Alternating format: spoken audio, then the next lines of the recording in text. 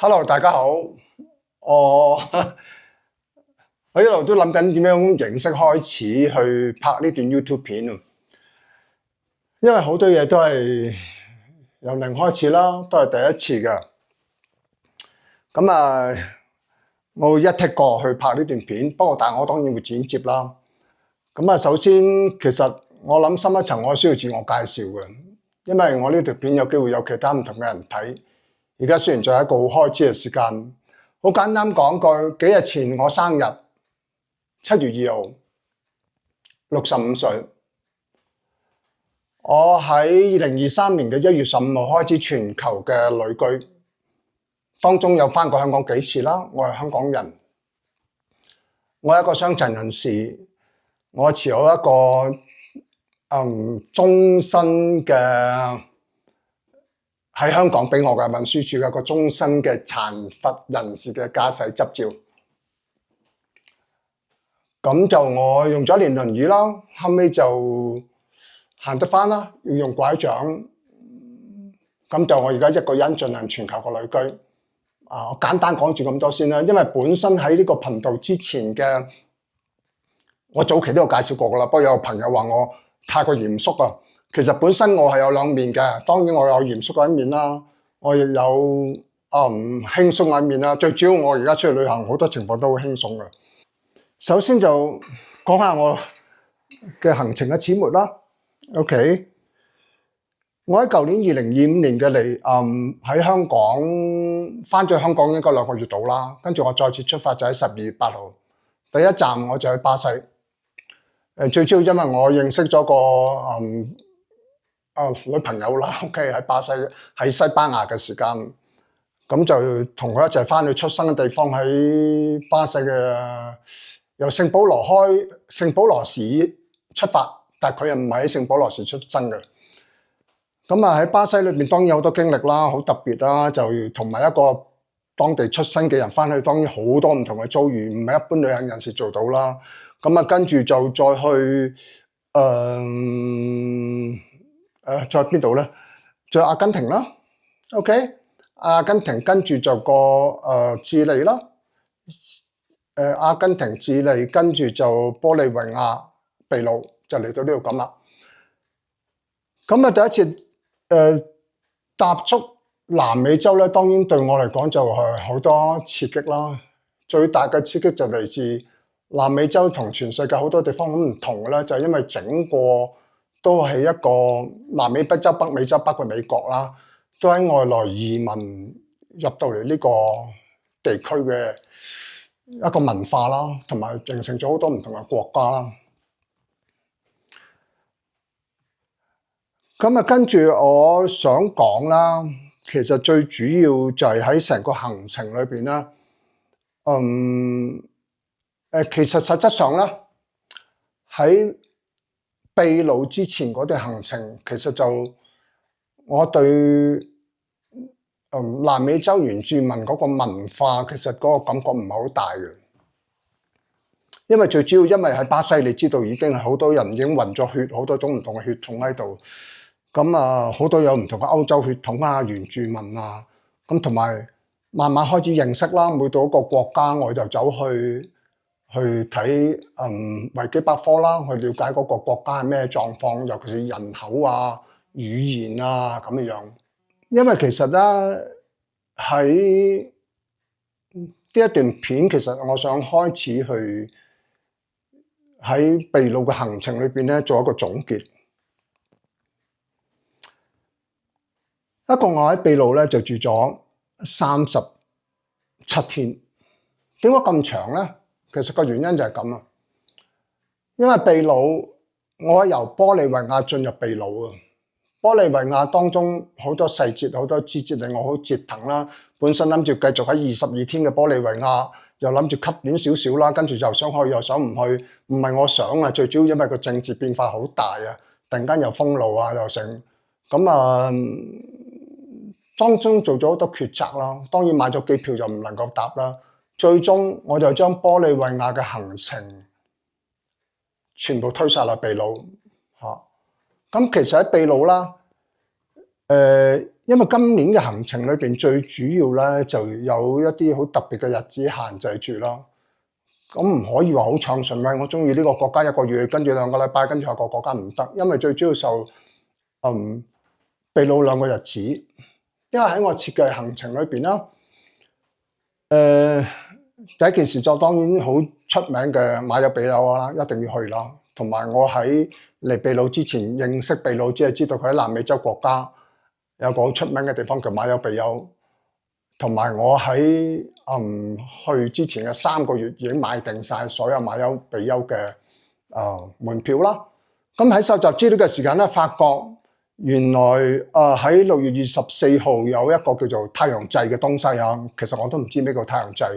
咁啊了解咗之後，原來係一個不可多得嘅一個節日嚟嘅，又要買埋飛咯，所以又要去嗰笪地方咯。咁啊，所以焗住晒呢種情況，就將玻利維亞行程擺咗落去。不過，但係最終其實都係一個好處嚟嘅。我等我再同大家分享。咁喺成個秘魯嘅行程裏邊，我當然感覺非常之大啦。等於我剛才頭先講過，其實喺巴西嘅行程，我見唔到好多安第斯山脈嘅文化啦。簡單講句 ，OK， 其實有嘅，因為最主要咧，我唔知大家知唔知啦，安第斯山脈由北至南咁計啦，好高嘅，斬開一邊係東邊，一邊就西邊，兩邊嘅天氣好唔同。咁東邊當然有好大嘅，例如阿根廷啦，例如係嗰個叫做死啦，嗰個叫咩咧？阿根廷我去唔到一笪地方啊。阿根廷、巴拉圭、烏拉圭係啦，兩笪地方啦。巴西咧好大，咁嗰邊氣候熱帶雨林好唔同，咁嚟到另一邊咧就好乾旱，咁所以咧其實我係感受唔到嗰啲文化，咁嚟到秘魯就開始唔同啦。OK 啊，我再補充一點，因為去到秘魯之前咧，嗰度有一個好出名嘅地區叫 Patagonia。Patagonia 其實橫跨喺阿根廷同智利嘅北部嘅地方嚟嘅，好大，所以去嗰啲國家咧，最主要係睇好世界級、好經典、好美麗嘅自然景觀，不同嘅自然景觀。咁當然我唔會喺呢一個時段去講呢件事啦。咁我想帶出嚟到秘魯就一個開始啦，開始真係接觸到所謂前哥倫布，即是係西班牙未入侵南美洲之前嗰個時代啦，即係哥倫布未進入嚟，即係冇人知嘅。OK 喺西方國家，咁就嚟到秘魯啦。當然有好多唔同嘅自然景色啦，同埋喺庫斯科見到佢哋好多原住民嘅文化啦、舞蹈啦、音樂啦、駝羊啦各方面，令我感受好大。咁當然啦，如果你有跟進，我由第一條 No.1 圖至到 No.14，好似係14條片，咁你就會睇到好多噶啦。呢度都唔講咁多啦。咁咧，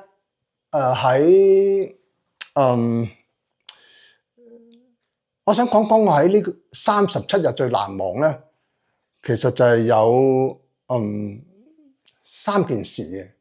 啲人如果問我咧，有咩好難忘咁喺秘魯？好難忘就當然我第一件事就講，因為喺玻利維亞嘅事件，我覺得有啲可惜啊。咁但係原來發覺啦，我哋好似好正面啊。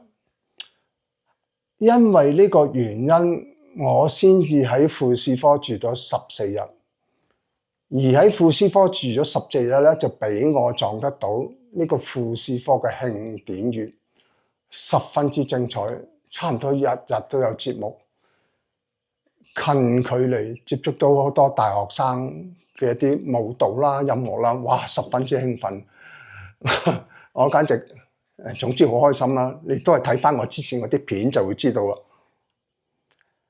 咁呢個係我成日講嘅一件事嚟㗎。OK，因為玻璃日華格事件令到我喺庫斯科停多咗時間，得着好大。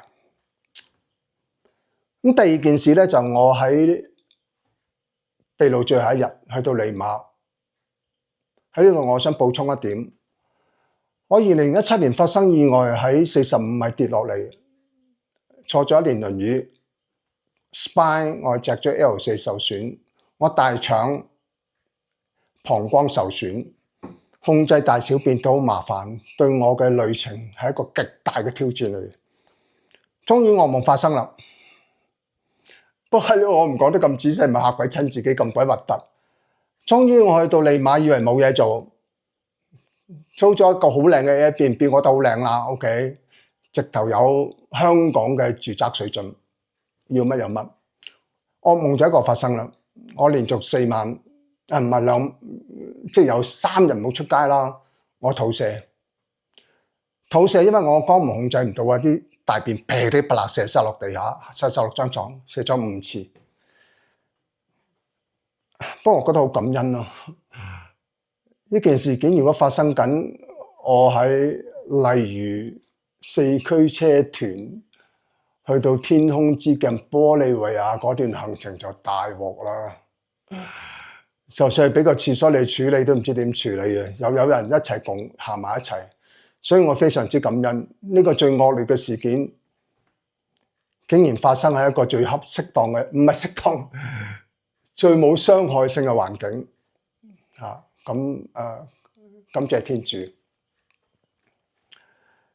第3件事啊，都係同樣發生喺秘魯呢段時間嘅，就唔係同秘魯有直接關係啦。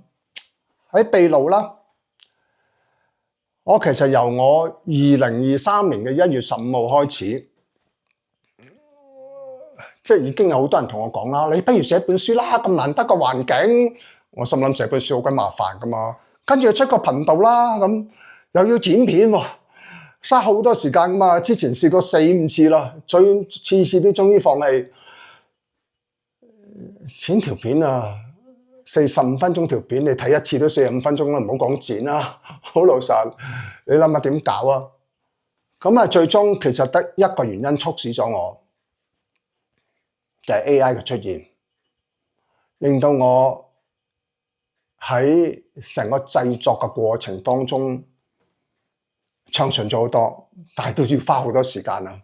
OK，終於我嘅頻道上咗軌道啦！我再強調多一次，係上咗軌道，個 view 數仍然好低，個質素仍然唔好。咁但係上咗軌道，即係簡單講句，會定期出片啦。我懂得剪接啦，剪得好唔好另一回事啦，個內容好唔好另一回事啦。咁就開始個 pattern 慢慢形成啦。